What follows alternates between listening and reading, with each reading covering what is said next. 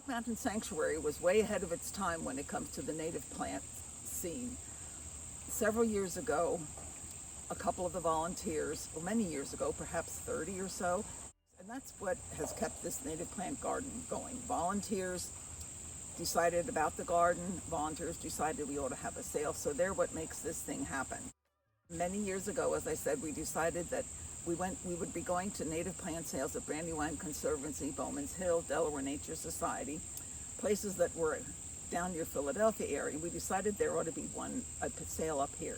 So with the help of our friends at Edge of the Woods, we picked a date and jumped in.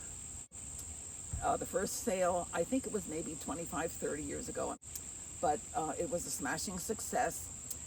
And most of the plants then were from growers, other nurseries. But as the years went on, all the volunteers said, well, we could dig things out of the native plant garden, which is where I'm standing, and also from their homes. So that's what we did. So that's expanded it a whole lot more. And of course, the reason for having the native plant sale is to get native plants into people's yards, into parks, around commercial, corporate parks. And here's an example. Shrubs are just as important as the perennials, the snake root, Joe Pye,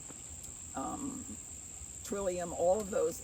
The reason we plant them is they're beneficial for wildlife, insects, birds, and as you know, I'm sure, all those things are declining, suffering.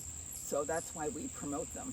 And native plants are important for wildlife, but also they will need to be taking the place of invasives like garlic mustard and honeysuckle. The things that have been brought in, which was the custom many, many years ago, let's bring things from elsewhere. We want what we have at home, and let's have something exotic.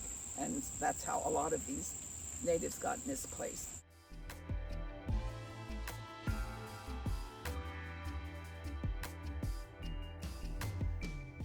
And I would like to plug books by Doug Tallamy. If you have any questions about native plants, Doug Tallamy is an entomology professor at Delaware University, has done extensive research and has several books, Bringing Nature Home, Nature's Best Hope, and even a kid's version of one of those for information and why you need to plant natives.